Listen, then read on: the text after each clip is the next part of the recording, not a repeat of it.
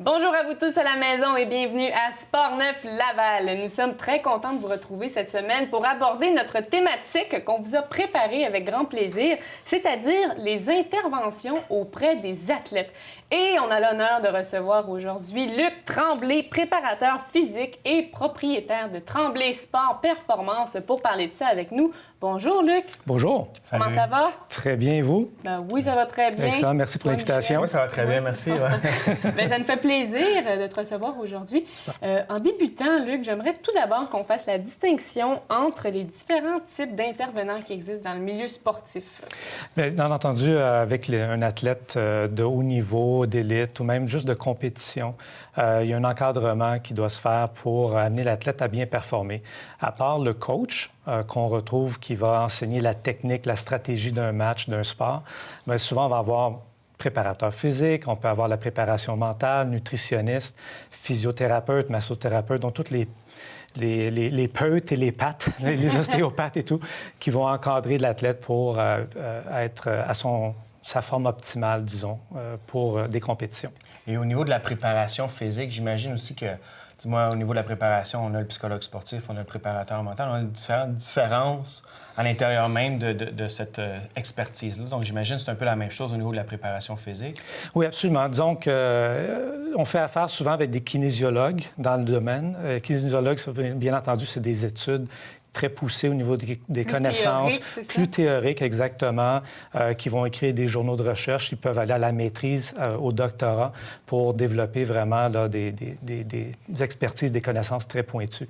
Ensuite, on a les entraîneurs personnels qui, eux, vont prendre la théorie et l'amener en pratique, travailler sur le terrain avec les athlètes, comprendre les besoins de l'athlète, mais aussi collaborer avec les autres intervenants et savoir qu'est-ce que le coach s'attend de l'athlète pour la saison qui s'en vient et comment on doit préparer cet athlète-là pour affronter la saison. Et donc, la différence entre un entraîneur personnel, typiquement, et un préparateur physique, c'est l'entraîneur personnel va être plus un généraliste, peut travailler avec monsieur, madame, tout le monde, comme on voit dans les gymnases d'habitude.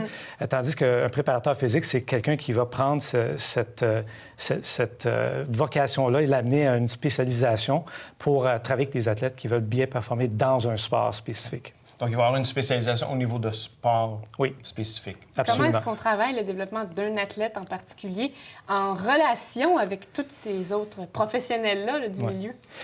Bien entendu, qu'est-ce qu'il faut faire? Il faut avoir une bonne compréhension du sport comme tel.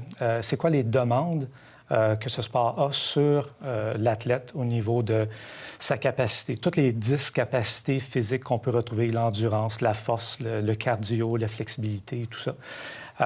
Et de regarder sur un calendrier, par exemple, de 12 mois, d'un sport à l'autre, il y a une très grande variation. Si on regarde, par exemple, les joueurs de football, les joueurs de baseball, vont avoir une saison très courte de 3 à 4 mois et un hors-saison très long. Et on regarde d'autres sports comme le tennis maintenant ou l'athlétisme. Ils vont avoir des compétitions en salle pendant l'hiver ou des fois même fin automne, fin printemps et des compétitions durant l'été. Donc, on va se trouver à avoir un calendrier de 12 mois avec plusieurs saisons. Et Petits cycles. Petits cycles, exactement. Alors, nous, on doit travailler à travers toutes ces contraintes-là, faire en sorte qu'il y ait une périodisation qui est faite au niveau de l'entraînement, où est-ce qu'on doit amener l'athlète à sa forme optimale à différents points dans l'année.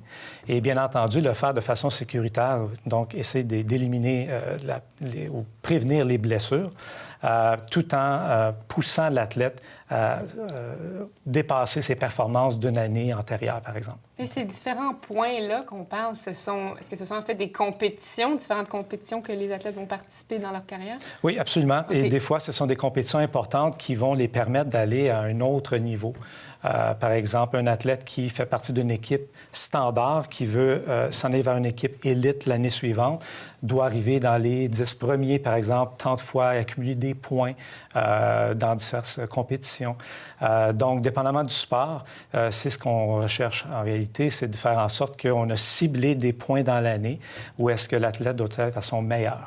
Donc, au niveau de la préparation physique puis de l'effort physique, c'est pas d'être toujours en pleine performance. Il doit y avoir des moments au niveau de la saison où on a peut-être justement une forme un peu sous-optimale, où on a besoin de peut-être un petit peu plus de récupération. Donc, j'imagine que c'est le défi de gérer dans une saison ces hauts et ces bas-là. Absolument. C'est impossible d'être à sa forme optimale pendant 12 mois et de maintenir ça pendant 3, 5, 7, 10 ans, peu importe le temps que ça va nous prendre pour atteindre un niveau national, par exemple, ou même international.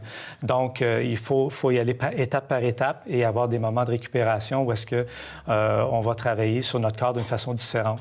L'autre chose qui est importante, c'est, par exemple, si on prend le ski alpin, une saison de 4 mois très intense entre décembre et le mois de mars, c'est pas le temps rendu dans le début de la saison en avril, mai, juin, de continuer à faire des jambes et de travailler la force. Un peu, le corps a besoin d'une pause à un moment donné. Il y a eu de l'usure. Il y a eu de l'usure au niveau des articulations, au niveau musculaire. Donc, il faut continuer, surtout lorsqu'on travaille avec les sports-études ou le parascolaire, les jeunes, il faut qu'ils deviennent, premièrement, des athlètes complets avant de faire vraiment une spécialisation. Lorsqu'on va parler d'un athlète 20 ans, 25 ans, 28 ans, comme dans le downhill, c'est surtout au niveau des garçons, la forme optimale est plus loin dans le temps.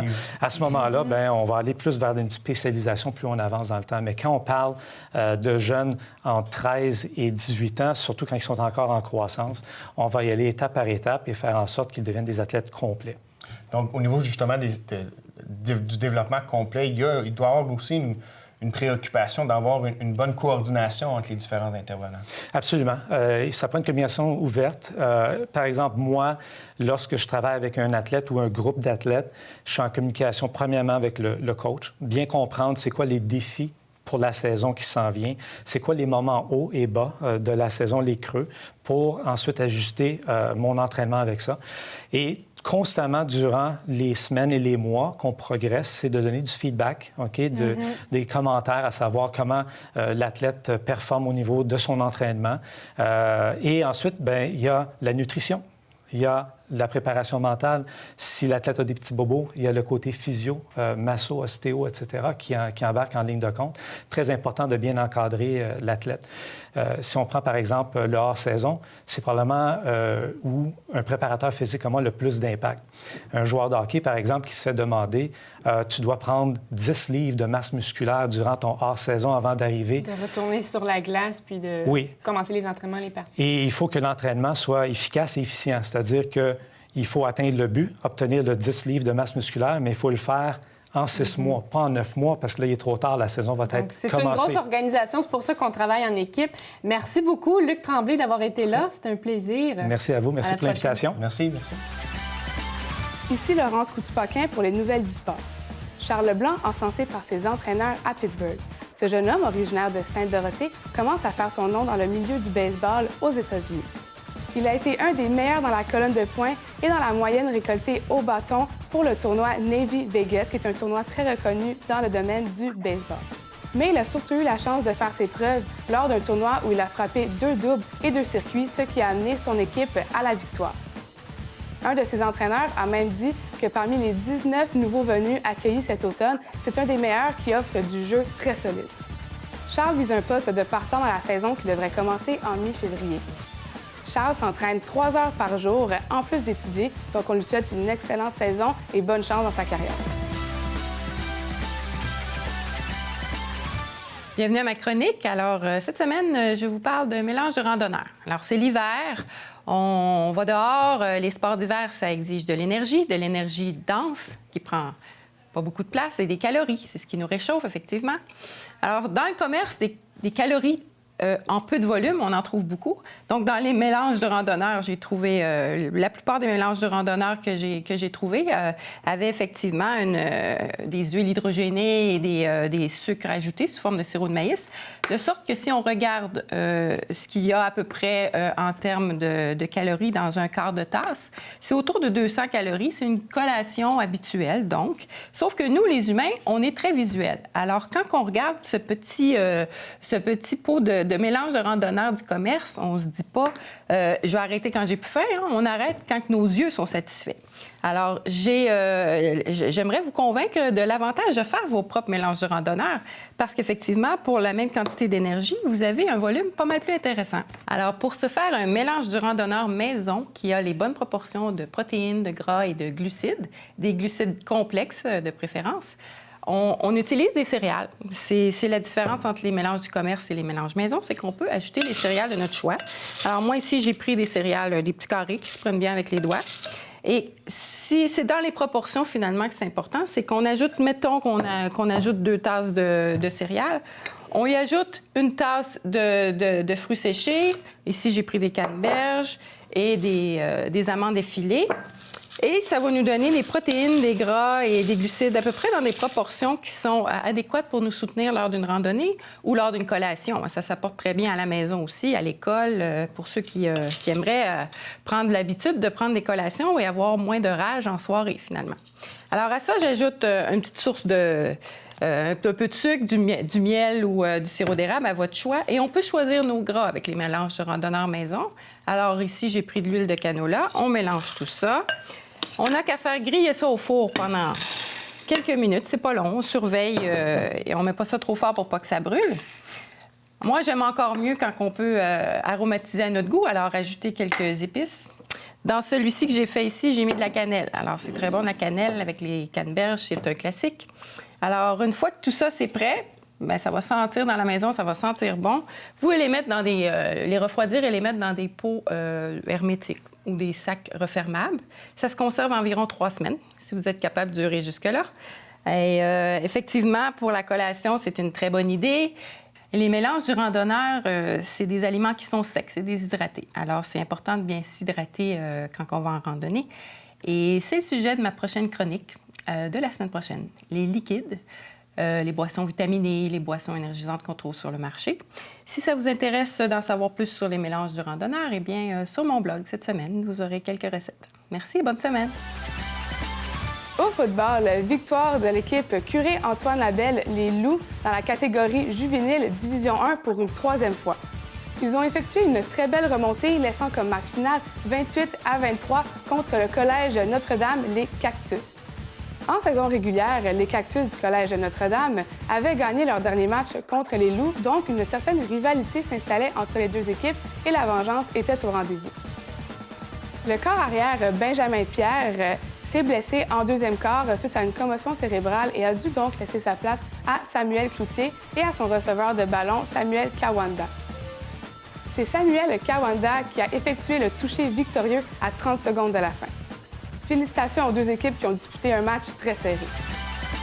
Notre deuxième invité de la semaine se nomme Danny Var. Il est physiothérapeute de la clinique Évolution et on aurait aimé aborder également avec lui notre thématique de la semaine, c'est-à-dire l'intervention auprès des jeunes athlètes. Et avec lui, puisqu'il est physiothérapeute, eh bien, on va aborder un petit peu plus la réhabilitation d'un athlète lors de blessures. Tout d'abord, bonjour Danny. Bonjour, merci de me recevoir. Ça fait plaisir de t'avoir avec nous.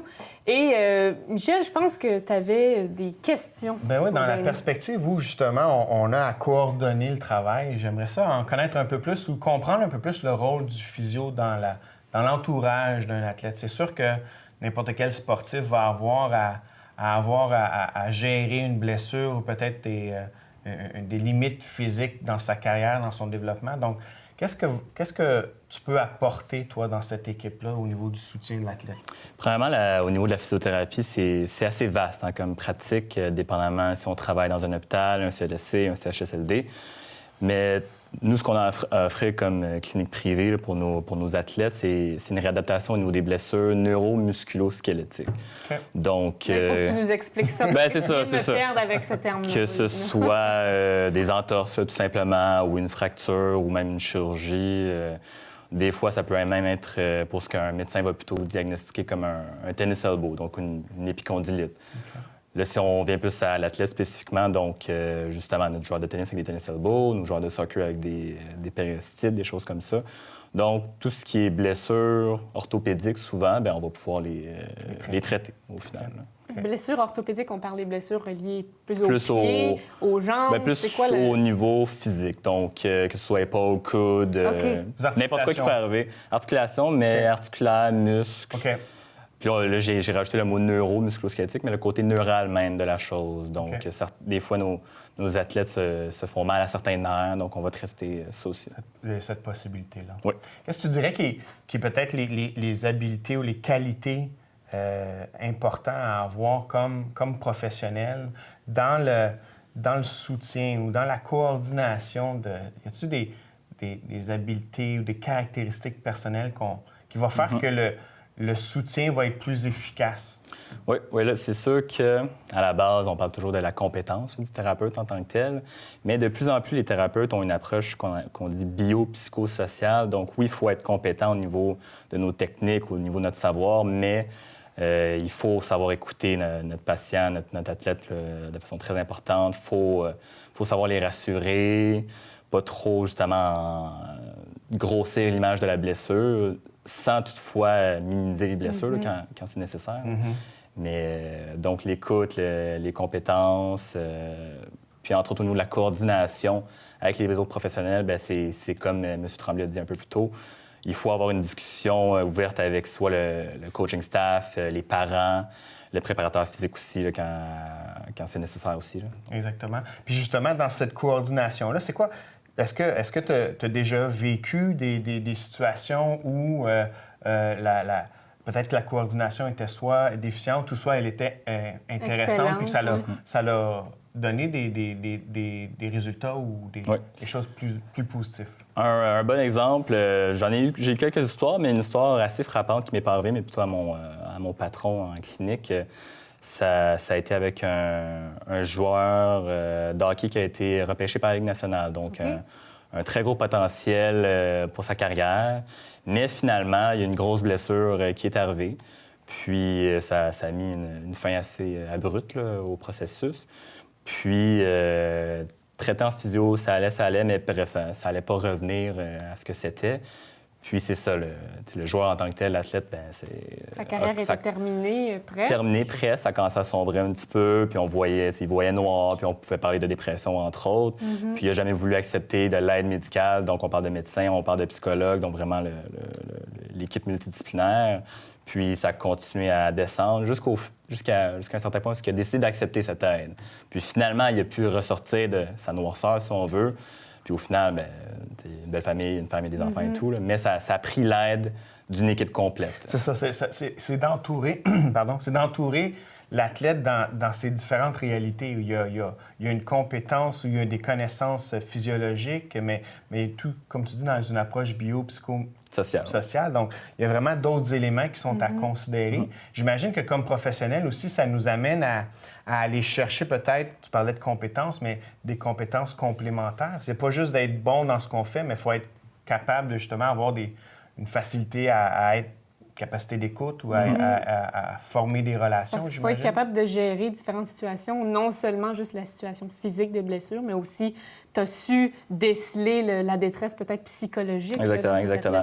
Parce que des fois, on arrive avec nos athlètes, puis il y a plusieurs genres d'aspects qui nous frappent et qu'on se rend compte, bon, là, on a peut-être un plateau parce qu'effectivement, avec toute blessure, on va jouer un peu aux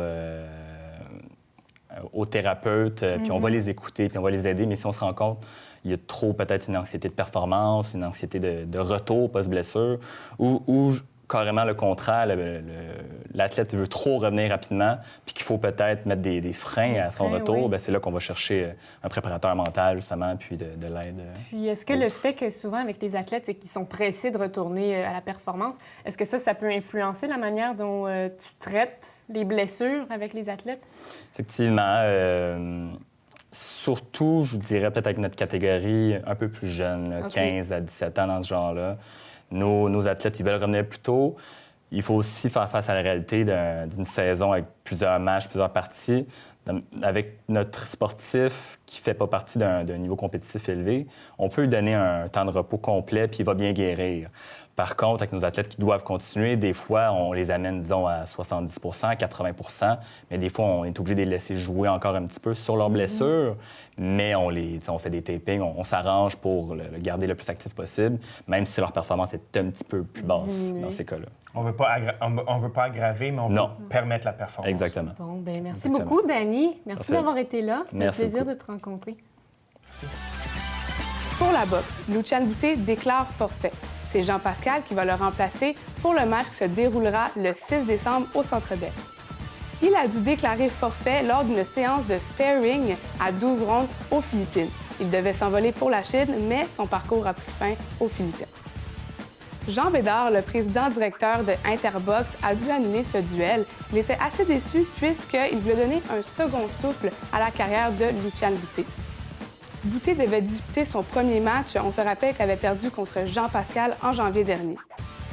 C'est donc Jean Pascal qui affrontera Donovan Georges en finale. Bonne chance à notre Lavallois.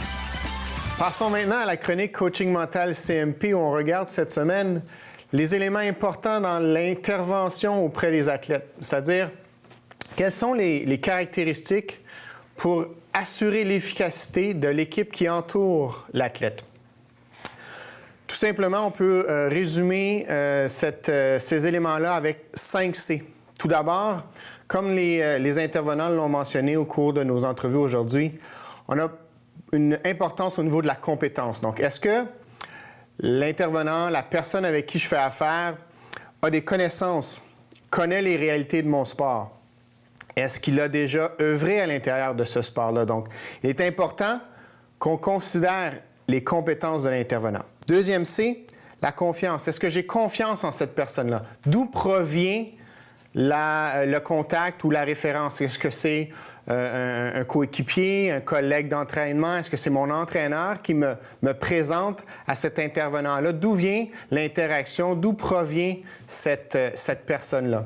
Donc, la confiance est aussi, est-ce que je me sens à l'aise? Est-ce que j'ai une certaine relation? Est-ce que je suis capable d'établir, d'entrer en relation avec cette personne-là? Parce que tout dépendamment de ce que je vais avoir à travailler avec cette personne-là, je vais devoir lui faire confiance. Donc, le deuxième C, la confiance.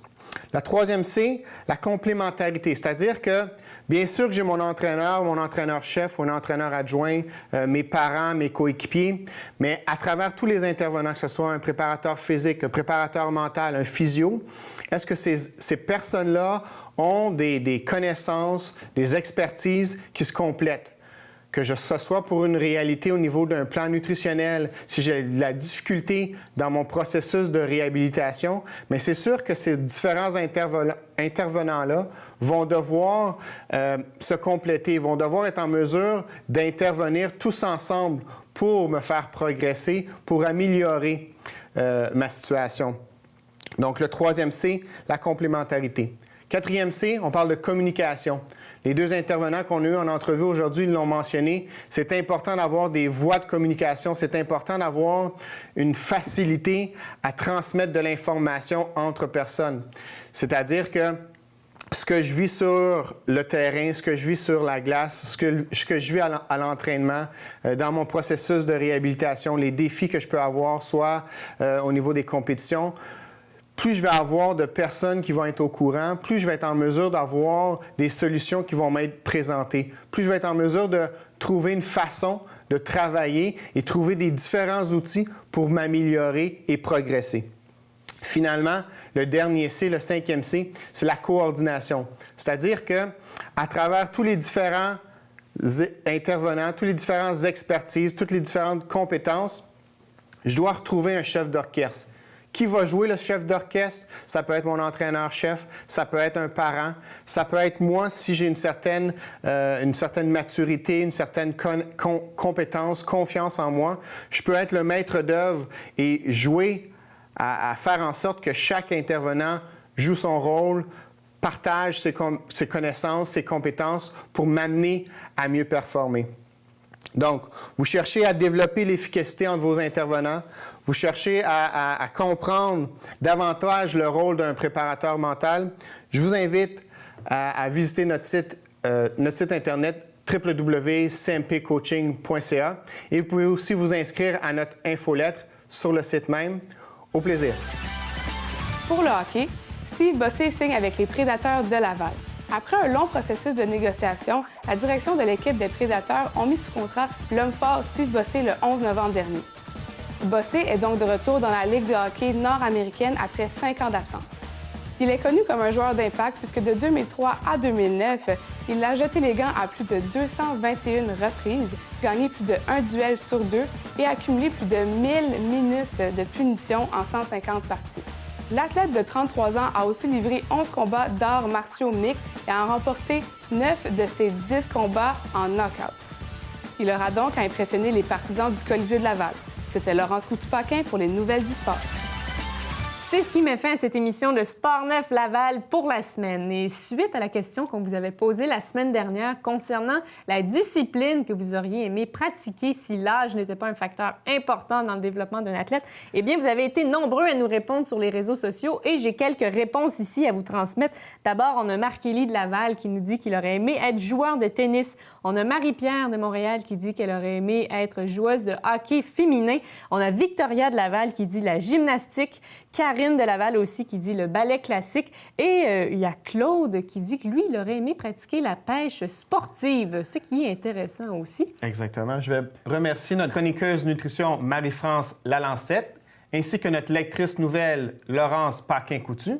Et puis, en terminant, notre question de la semaine, y a-t-il un accompagnateur ou un intervenant plus important dans la carrière d'un athlète ou ce n'est pas le cas, ils sont tout autant importants? Et je te demande, toi, Michel, qu'est-ce que tu en penses? Moi, je pense que c'est plutôt la coordination entre ces différents intervenants-là. Je pense pas qu'il y ait une importance, un intervenant qui est plus important qu'un autre, quoique je dirais que le coach a un rôle peut-être plus pondérant. C'est-à-dire un peu le chef d'orchestre alentour de tous ces intervenants-là. Mais au niveau de l'importance, quand on regarde la performance, je pense que la préparation physique, la nutrition, la préparation mentale, c'est des éléments qui sont à part égale importants. Exactement. Mais tu vois, je suis un petit peu d'accord avec toi, c'est-à-dire que tout le monde a sa part dans l'équipe, tout le monde est important dans le développement d'un athlète et on veut savoir votre opinion, donc gênez-vous pas à venir répondre à notre question sur notre compte Twitter à Sport 9 Laval. Et bien d'ici là, on vous dit à la semaine prochaine. Au revoir.